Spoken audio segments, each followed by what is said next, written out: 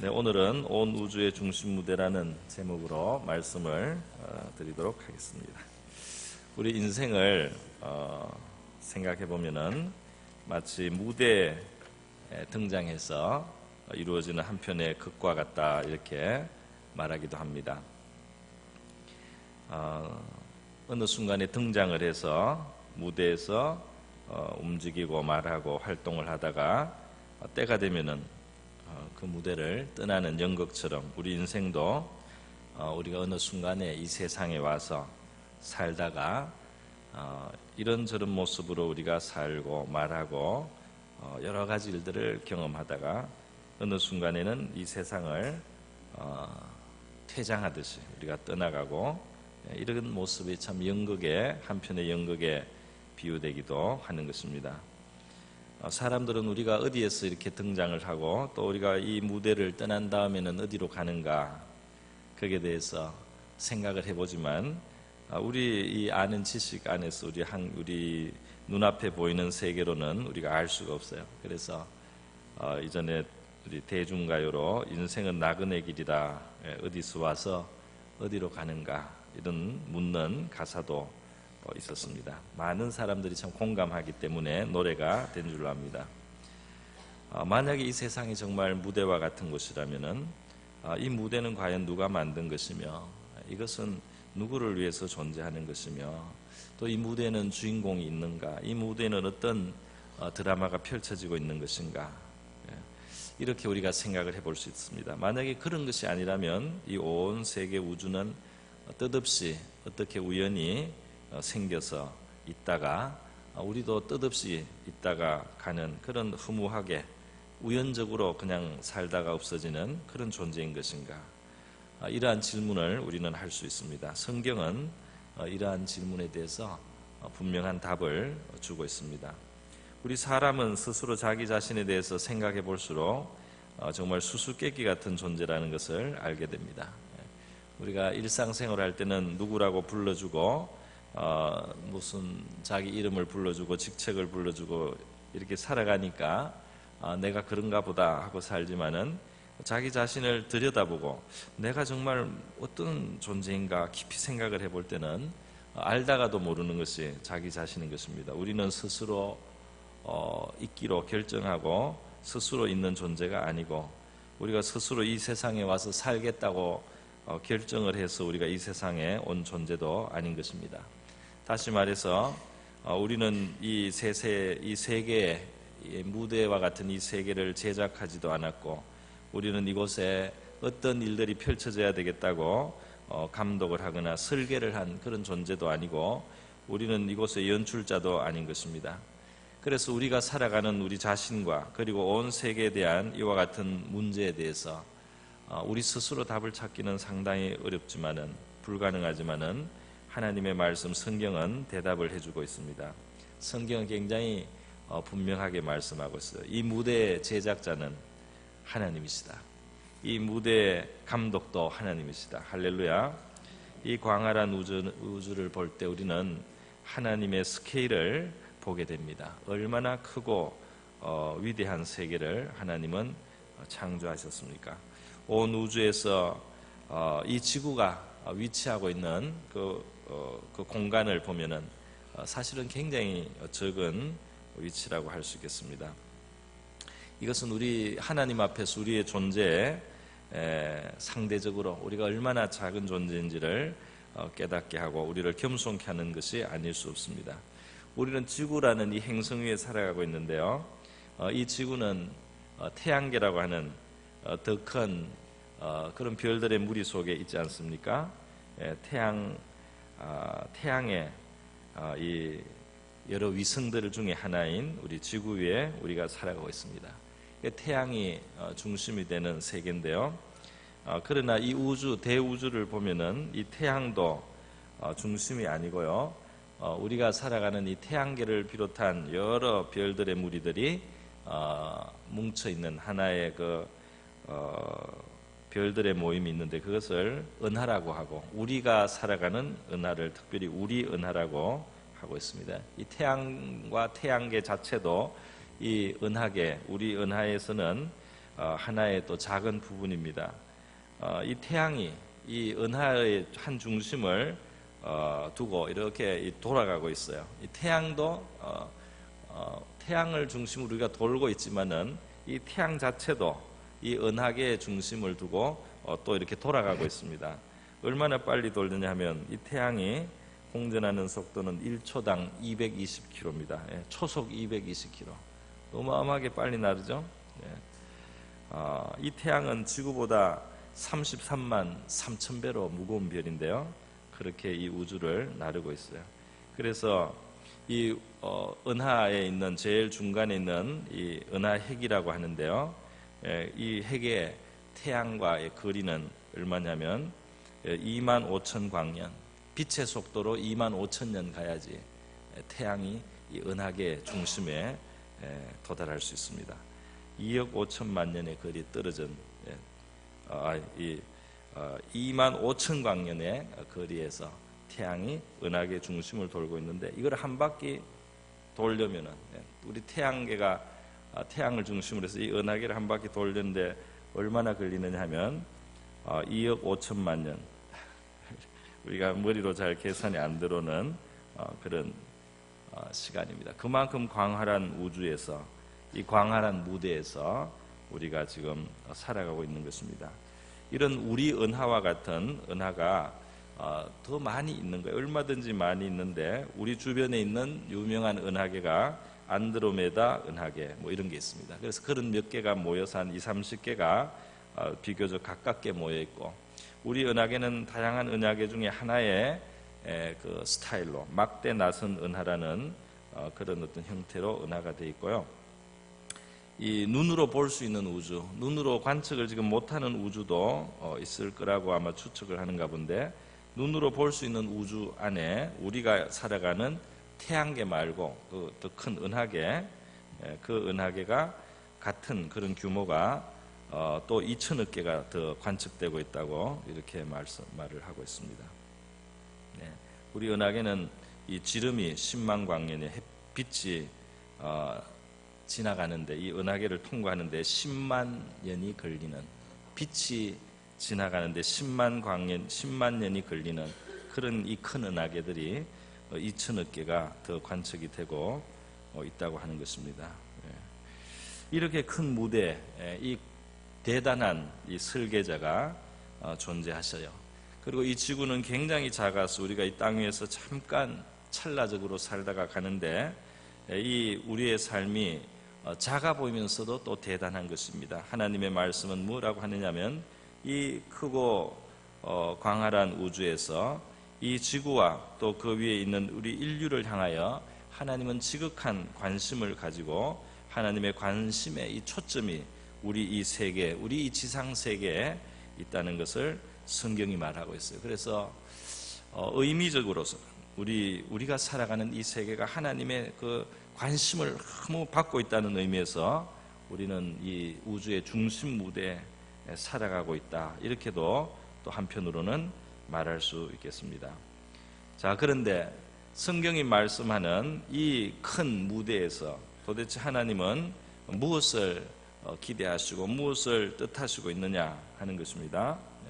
사실은 성경에 의하면 눈에 보이는 이 우주, 광활한 우주만 무대인 것이 아니고요, 보이지 않는 차원의 세계가 있습니다. 우리가 사는 이 물질 세계, 우리가 만지고 이렇게 우리의 육체로 감촉하는 이 물질 세계, 물질 우주만 있는 것이 아니고, 보이지 않는 세계, 우리의 지금 이 물질적인 감각으로 경험할 수 없는 또 다른 차원의 세계도 있다, 그렇게 말하고 있습니다. 그것을 하늘나라라고도 하고 영계라고도 하는 것입니다. 그 세계까지 더 있어요. 그래서 우리는 작은 세계 속에 살아가고 있다고도 할 수 있습니다. 그런데 이 보이는 세계, 보이지 않는 세계를 다 통틀어서 이기에 그 주인공이 누구시냐는 겁니다. 주인공은 성경의 말씀을 우리가 다 요약하자면 여기에 주인공이 계시답니다. 이 주인공이 누구시냐면은 바로 하나님의 영원하신 아들 그리스도 예수라고 말씀하는 겁니다. 우리는 흔히 우리 사람이 만물의 척도라는 그런 세상 철학자의 말도 있어요. 사람이 주인공이다, 이렇게 생각을 하는 거예요. 어느 정도 그렇기도 합니다. 우리 굉장히 귀한 존재입니다. 하나님의 형상으로 지음을 받아서 우리가 귀한 존재면 정말 우리가 주인공이냐, 정말 우리가 절대 주인공이냐 하면은 우리는 어디서 왔다가 어디로 가는지도 모르는, 내 자신이 정말 무엇인지를 스스로는 알 길이 없는 그런 존재인데 어떻게 주인공이 될 수 있겠습니까? 사람들은 다 우리 중심으로 생각을 하지만 사람의 눈이 한 번도 닿지 않는 곳에도 너무나 아름다운 광야의 꽃들이 피고 집니다. 사람이 한 번도 들여다보지 않은 바다 깊은 곳에도 기기묘묘한 아름다운 생명체들이 살아가고 있습니다. 이 사람을 위해서 다 존재하는 것이라고는 할 수가 없습니다. 더 큰 주인이 계시고 그것을 감상하고 계신 분이 계시다는 것을 우리가 알아야 하는 것입니다. 우리 인생은 이 우주의 주인공이신 그리스도를 알고 그분과의 바른 관계를 가질 때 우리의 위치가 바로 서게 되는 것입니다. 우리 인생의 진정한 의미와 가치는 언제 우리가 가지게 되느냐? 바로 이 대우주의 하나님의 설계하신 분의 주인공이신 그리스도 예수와 우리가 바른 관계를 가질 때 된다는 것입니다. 오늘 본문 말씀에 보면은 사도 바울이 복음을 전하는 자로서 자기가 부름을 받았다 그랬어요. 오늘 8절부터 읽었지만 7절에 보면은 이렇게 말씀합니다. 이 복음을 위하여 그의 능력이 역사하시는 대로 내게 주신 하나님의 은혜의 선물을 따라 내가 일꾼이 되었노라. 사도 바울은 복음을 전하는 일꾼으로 하나님 앞에 부름을 받고 하나님의 능력이 역사했어요. 하나님의 증거가 많이 나타났습니다. 사람들이 병을 고치기도 하고 또 하나님의 성령을 받기도 하고 놀라운 일들이 많이 일어나면서 이 하나님의 진리가 증거되고 확정이 됐습니다. 그런데 사도 바울은 자기가 전하는 이 복음에 대하여 자기가 유대인을 벗어나서 유대인 바깥에 있는 모든 세계, 이방인이라고 하죠. 이방 세계, 우리도 포함되어 있습니다. 이 이방 세계에 측량할 수 없는 그리스도의 풍성함을 전한다. 이 그리스도의 풍성함을 전하게 하셨다. 이렇게 말씀을 하고 있습니다. 이 복음을 전한다. 이렇게 말씀하는 그 자리에다가 그리스도의 풍성함을 전한다. 이렇게 표현을 한 거예요. 그렇기 때문에 우리가 하나님의 복음이라고 했을 때는 특별히 그 내용이 그리스도의 풍성함을 증가하는 것으로 이렇게 말을 바꿔도 될 만큼 그리스도는 복음의 핵심이고 복음의 중심이라고 할 수 있습니다. 복음의 어쩌면 전부라고 할 수 있습니다. 복음으로 말미암아 우리 인생을 진짜 풍요롭게 풍성하게 만드시는 주인공이신 그 그리스도를 증거하는 것이다. 이렇게 말할 수가 있겠습니다. 그래서 인간의 우리 존재, 우리의 삶은 그리스도와 연결이 돼야만 분명하게 우리 인생의 의미를 우리가 발견하고 또 누릴 수도 있고 체험하게 되는 것입니다. 여러분, 왜 이렇게 그리스도가 중요하고 중심이 되는 것입니까? 왜 주인공입니까? 우리는 성경에서 그리스도에 대하여 하시는 말씀을 잘 들어야 됩니다. 요한복음 5장 39절에 예수님이 직접 하신 말씀인데요. 이 성경은 바로 내게 대하여 증거하는 것이다. 할렐루야. 이것이 나에게 대하여 증거하는 것이다. 이것은 비록 예수님이 동정녀 마리아에게 성령으로 잉태하여 이 세상에 오시기 전에, 벌써 그 전에 1500년 전부터 그 전부터 이 성경이 기록되어 있는데 그 앞에 기록된 모든 내용부터 시작해서 그리스도가 장차 오실 것에 대해서, 이 그리스도가 인류의 구세주가 된다는 사실에 대해서, 이 그리스도가 희생하고 그가 피 흘려 죽는 죽음의 희생을 통해서 인류의 구원자가 될 것이라는 그 내용이 예고되면서 그리스도를 주인공으로 모신 그런 그리스도를 주제로 한 이 책이라고 예수님께서 직접 말씀을 하신 것입니다.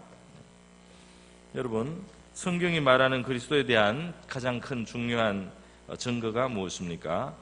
성경은 그리스도가 이 세상에 오시기 전에 이미 존재하신 영원하신 하나님의 아들로서 하나님께서는 이 아들을 영화롭게 하시기를 원하신다고 성경이 말씀하고 있습니다. 할렐루야. 그러니까 우리는 하나님의 큰 비밀을 하나 보는 것입니다. 하나님의 비밀은 뭡니까? 하나님은 홀로 계신 것이 아니고 아버지 하나님은 그 영원 전부터 그 사랑하시는 아들을 가지고 계신데, 그 아들에게 아버지 하나님은 자신의 영광을 다 주시기를 기뻐하신다는 것입니다. 요한복음 17장 24절 말씀에 의하면 예수님이 하나님 아버지 앞에 드리는 기도에 이렇게 되어 있습니다. 아버지여, 내게 주신 자도 나 있는 곳에 나와 함께 있어. 바로 하늘 세계를 말하는 것입니다. 아버지께서 창세전부터 나를 사랑하심으로 내게 주신 나의 영광을 그들도 보게 하시기를 원하옵나이다. 창세전부터 아버지와 함께 계시면서 아버지의 사랑을 받으면서 아버지께 받은 영원한 아들의 그 영광을 예수 믿는 자들이 함께 나중에 보는 날이 오게 해달라고 그리스도가 기도하고 계신 모습을 우리가 보게 됩니다. 여러분, 성경은 바로 이 그리스도는 창세전부터 계셨으며 하나님의 창조의 역사의 주체가 되셨다고 말씀하고 있어요. 요한복음 1장에서 태초에 말씀이신 하나님이 계셨다 그랬습니다. 이 하나님은 그냥 하나님과 함께 계신 말씀이신 하나님이 또 계셨다는 겁니다. 바로 그리스도가 이 세상에 오기 전의 모습입니다. 태초에 그가 하나님과 함께 계셨고 만물이 그로 말미암아 지은 바 되었으니 지은 것이 하나도 그가 없이는 된 것이 없느니라. 이 창조 때부터 그가 없이는 만들어진 것이 없는 그분이 바로 그리스도라고 성경이 증거를 하고 있습니다. 히브리서 1장에서도 같은 맥락의 말씀을 하고 있어요. 하나님은 이 세상의 마지막 날에 그 아들을 이 세상에 보내어 우리에게 자신을 알리시고 자신에 대해서 나타내셨다 그랬습니다.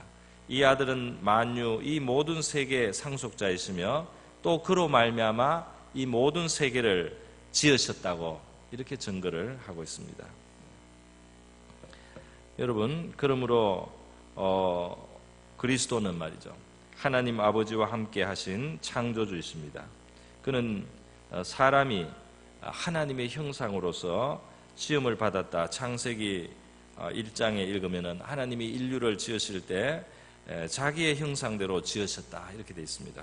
하나님이 이르시되 우리의 형상을 따라 우리의 모양대로 우리가 사람을 만들고 그들로 바다의 물고기 하늘의 새 가축과 온 땅과 땅에 기는 모든 것을 다스리게 하자. 하나님이 자기 형상 곧 하나님의 형상대로 사람을 창조하셨다 이렇게 성경은 말씀하고 있어요. 그런데 그리스도가 바로 누구십니까? 그리스도를 우리 히브리서 1장 3절에 의하면은 그리스도는 바로 하나님의 영광의 광채이며 그 본체의 형상이다 이렇게 말씀합니다. 하나님의 본체의 모습이 바로 그리스도시다 이렇게 말씀하셨습니다. 하나님의 형상대로 사람을 창조하셨지만 사실은 사람이 있기도 전에 하나님의 본체의 형상으로 먼저 계신 분이 계셨습니다. 할렐루야. 그리스도가 계셨단 말입니다. 그렇기 때문에 모든 인간에게 그리스도는 낯선 분이 아닌 것입니다. 낯선 분이 전혀 아니에요. 그분과 다시 우리가 만나고 그분을 우리가 다시 연결되고 그분을 우리가 가질 때 우리 인생은 참된 근본을 가진 인생이 된다는 것입니다. 여러분, 그리스도는 창조주의 면모를 가지고 계실 뿐 아니라 또한 구원자의 모습을 가지고 있습니다. 하나님이 창조하신 인류가 하나님을 떠나서 죄에 빠지고 범죄하며 타락하고 더러워지고 어둠에 물들게 되었을 때 이것을 해결하시기 위해서 다시 말해서 우리를 죄에서 씻기시고 구원하시기 위해서 누가 오셨습니까? 바로 그분이 오신 것입니다. 할렐루야. 바로 그분이 책임을 지고 오신 거예요. 그분이 오셨는데 동정녀 마리아의 태를 빌어 사람의 모습으로 이 땅에 들어오신 것입니다.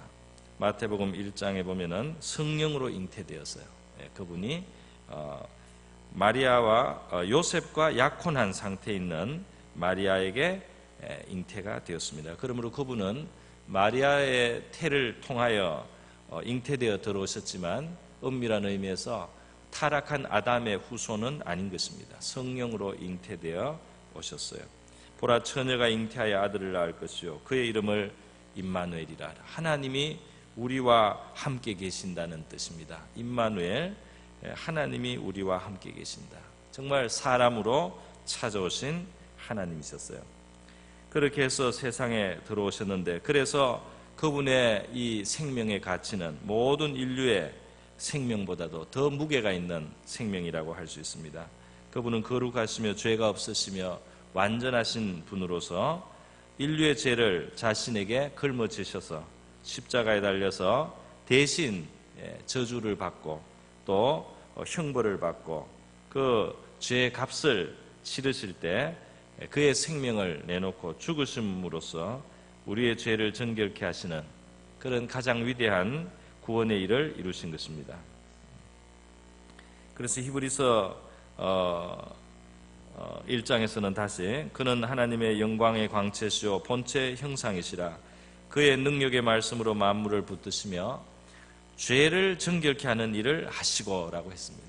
이 세상에 오셔서 죄를 정결케 하는 일을 하시고 다시 높은 곳으로, 지극히 높은 곳으로 하나님의 우편으로 올려 앉히셨다고 기록을 하는 것입니다. 말씀을 하는 것입니다.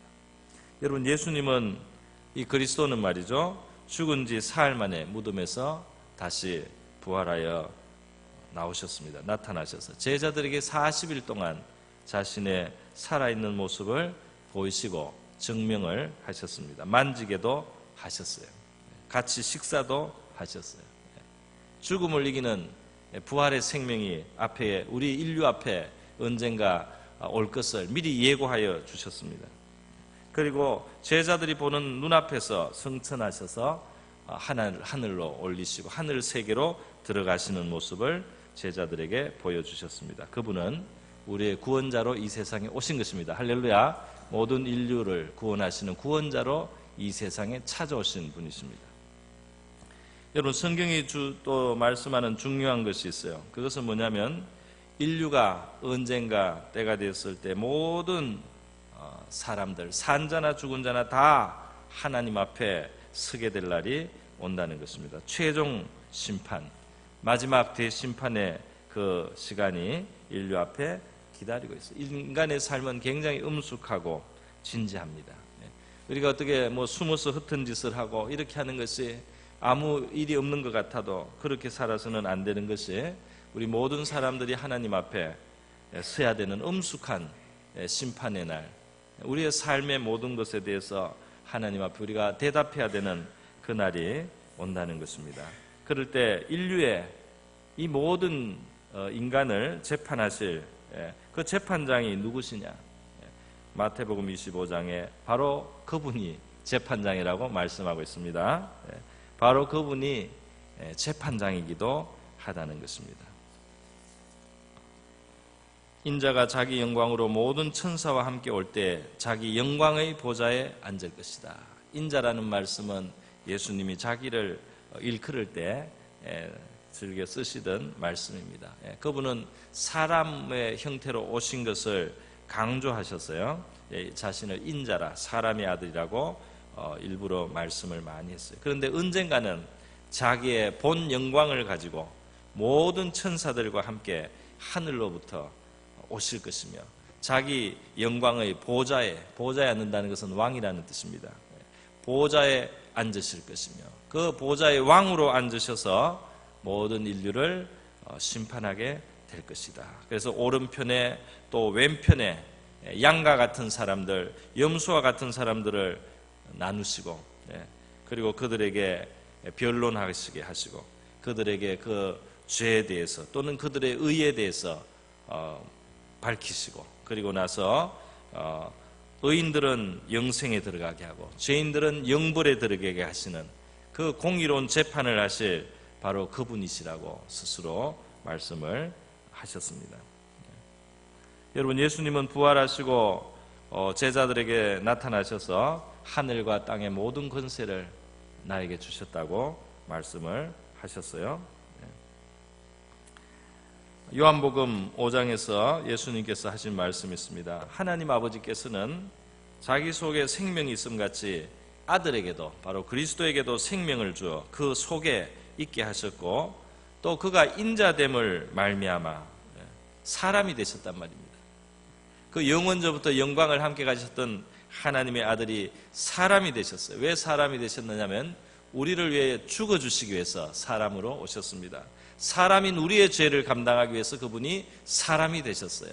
사람이 받아야 될 저주를 그분이 사람이 되어서 대신받고, 사람이 받아야 될 죄인들의 형벌을 그분이 사람이 되셔서 대신 십자가에서 받으신 줄 믿습니다. 그래서 그 인자됨을 인하여 사람이 되심을 말미암아 그분이 하나님께서 심판하는 권한을 주셨느니라. 할렐루야. 그 사람이 되기까지 낮아지셔서 인류의 구원을 위해서 자기 전부를 들이신 하나님의 영원하신 아들이 바로 재판장이 되는 그 자격이 있다고 하나님 아버지께서 인정하시고 권한을 주셨다는 것입니다. 요한복음 5장 22절에 또 예수님이 말씀합니다. 아버지께서는 아무도 심판하지 아니하시고 심판을 다 아들에게 맡기셨다. 이렇게 맡기셨으니 이는 모든 사람으로 아버지를 공경한 것 같이 아들을 공경하게 하려 하심이라. 하나님은 받으시는 그 존귀와 영광을 아버지는 영원부터 함께 계셨던 그 아들에게 돌리기를 원하십니다. 그 아들도 공경을 받고 영광을 받으시기를 원하시는 것입니다.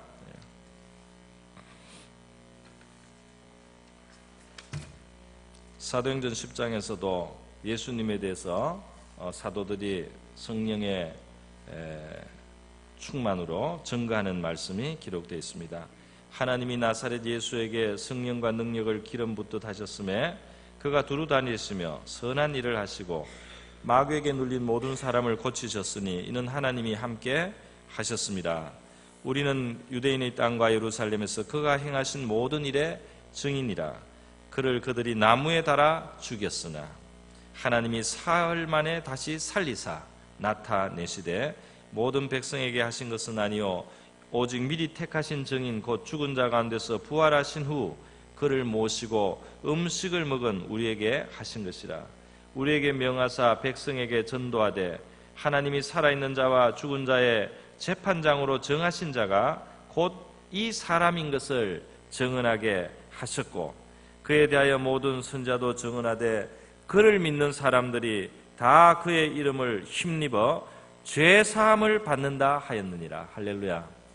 하나님이 인류의 재판장으로 세우셨으며 동시에 바로 이분을 힘입어서 우리가 죄 사함을 받게 하시는 것입니다. 할렐루야. 우리가 그 이름을 힘입으면은 죄 사함을 받는다는 거예요. 하나님과의 관계를 회방하는 그 최고의 문제가 바로 죄입니다.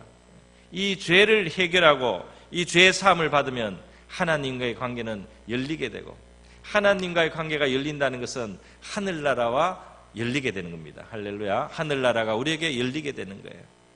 하늘나라가 열리고 하늘의 것이 우리의 것이 됩니다.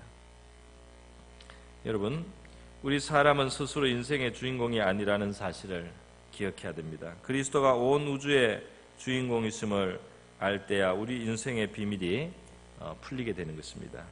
하나님은 영원하신 아들 그리스도를 영화롭게 하기를 원하셔요. 우리가 이 그리스도를 중심으로 된 이 복음의 내용을 이렇게 알고 나면은요, 사실은 이 이단이나 사이비 이단, 가짜 기독교 이야기는 다 이거하고 안 맞아요. 이거하고 다 안 어울려요. 잘못돼서 왜곡돼 있어요. 그 주로 교주들에게 초점이 갑니다. 이 그리스도를 누가 대신할 수 있겠습니까? 이 그리스도를 무엇이 대신할 수 있겠습니까? 이 그리스도에 중심된 복음에 굳게 서시기를 바랍니다. 인생의 열쇠가 그리스도께 있는 것입니다. 우리 그리스도로 말미암아 인생은 온전케 되도록 하나님이 설계하신 세계에 있는 것입니다.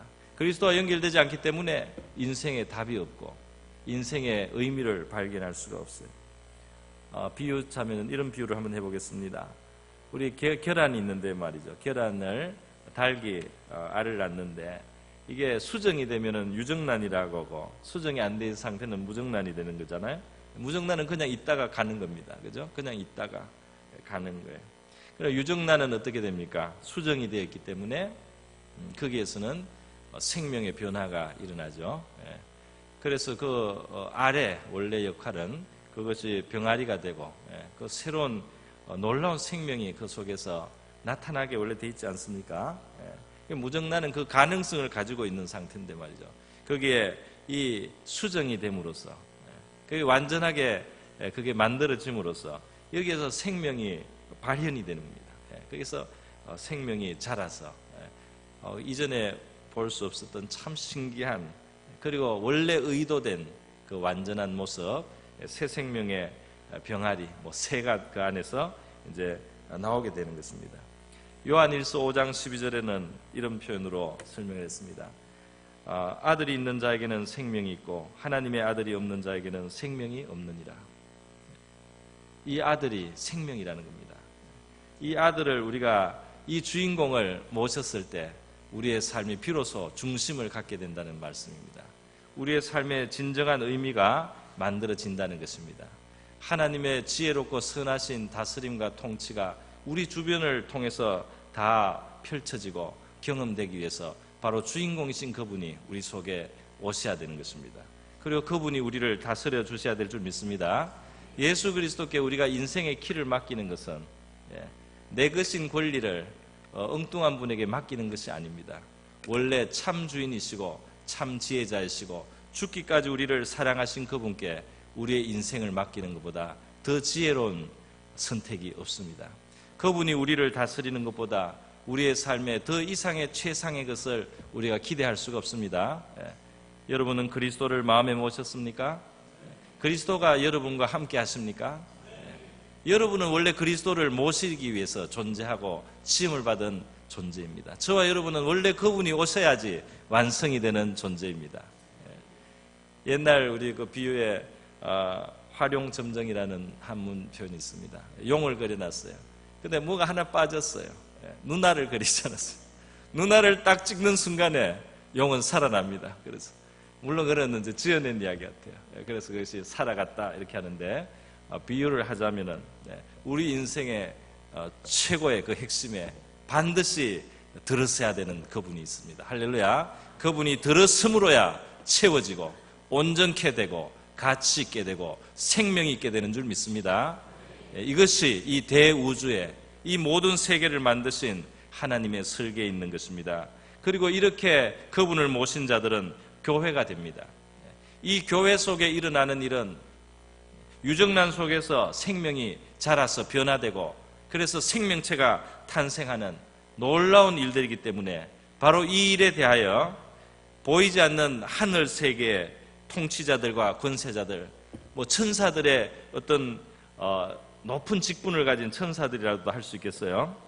하늘에 있는 통치 권세를 가진 영적인 천사들을 말합니다. 그러한 존재들에게 하나님의 각종 지혜를 알게 하는 것으로 우리 이 지상에 있는 그리스도를 모신 각 사람들의 그 삶과 그 생애와 그리고 이 교회가 하나님의 지혜를 드러내는 장이라는 것입니다. 할렐루야.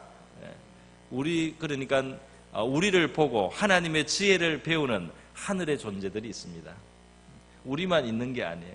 그래서 우리가 무대에 있는 것이 맞습니다. 왜냐하면 우리의 삶을 보고 그리스도를 모신 삶, 그리스도가 들어와 계신 그리스도의 다스림을 받는 그 각 사람의 생애와 그들이 모인 교회 속에서 일어나는 일들이 하나님의 지혜를 나타내기 때문에 하나님의 지혜가 우리 속에 펼쳐지기 때문에 보이지 않는 세계에서 우리를 보고 하나님의 각종 지혜를 알게 한다 그랬어요. 할렐루야. 놀라운 일입니다. 우리가 그리스도를 모시면 우리 자신들도 무대의 주인공이 되는 줄 믿습니다. 그분이 우리 안에 계실 때 우리가 함께 주인공이 됩니다. 여러분과 제 삶이 그리스도로 말미암아서 복되고 아름답고 가치 있는 생명 있는 삶으로 살아가시기를 주님의 이름으로 축원드립니다. 이 시간 우리 다 같이 기도하겠습니다. 그리스도를 주심을 감사합니다. 그리스도가 주인공이신데 그분을 모셔드립니다. 그분과 함께 하기를 원합니다. 우리를 지으신 분, 우리와 멀리 계신 분이 아니고 우리와 너무나 가까우신 분이며 우리를 위해 자기를 죽기까지 내어주실 수 있는 사랑의 화신입니다. 그리고 마지막 날 최고의 권세와 절대 권세로서 심판하시는 심판장의 위엄을 가지신 분이기도 합니다. 주님이 나와 함께 사셔서 내가 이 땅에 사는 동안에 참된 생명을 누리게 하옵시고 온 우주의 중심에 하나님의 지혜가 펼쳐지는 바로 그러한 인생이 되게 하여 주시옵소서. 우리 다 같이 기도하겠습니다. 하나님 아버지, 오늘 우리 예수 그리스도가 전거됐다는 것이 무엇을 의미하는지, 이 복음이 그리스도의 풍성을 전한다는 이 말씀이 아버지 무엇을 의미하는지 하나님 아버지 말씀을 통하여 오늘 증거하였습니다. 주여, 이 세상에서는 우리 인간의 스스로의 지혜와 관찰로서 알 수 없는 이 세계에 대하여 하나님께서 말씀을 통하여 비밀을 알려주시고 우리 인생의 열쇠가 어디에 있는지를 알려주셨습니다. 주여, 우리의 삶이 완성되는 거기에 무엇이 있는지를, 하나님은 어떤 일을 하셨는지 우리에게 보여주셨습니다.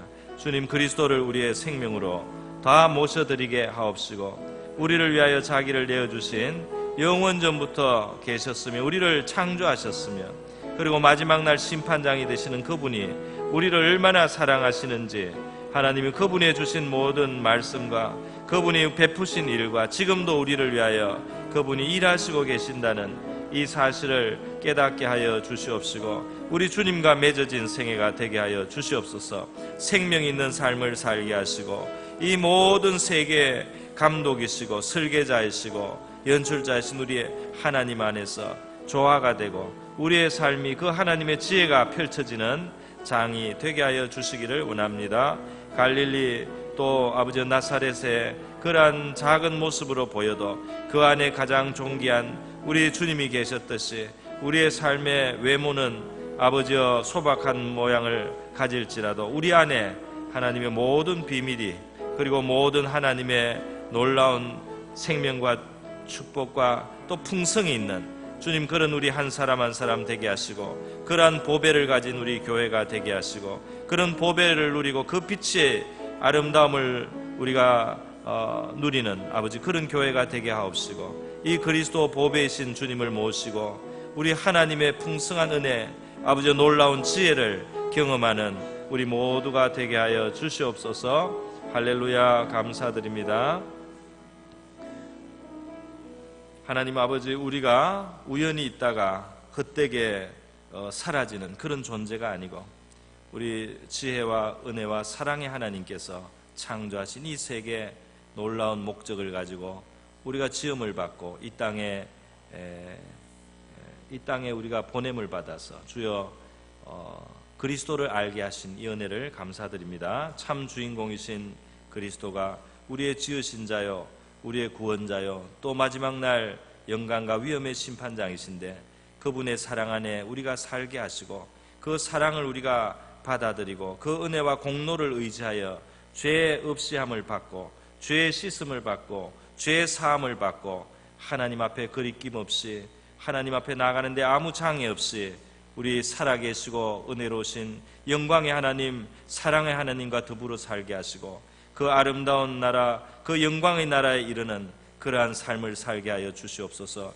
우리가 살아가는 동안에 우리의 삶은 주님 외모는 어떠하든지 간에 하늘의 권세들이 보고 하나님의 지혜를 배우게 되는 놀라운 그러한 놀라운 의도가 있는 삶이라는 사실을 깨닫게 하시고 우리의 삶 한 걸음 한 걸음을 귀하게 소중하게 여기게 하옵시고 그리스도와 더욱 가까워지는 우리가 되게 하여 주시옵소서. 고마우신 예수님의 귀하신 이름으로 기도드립니다.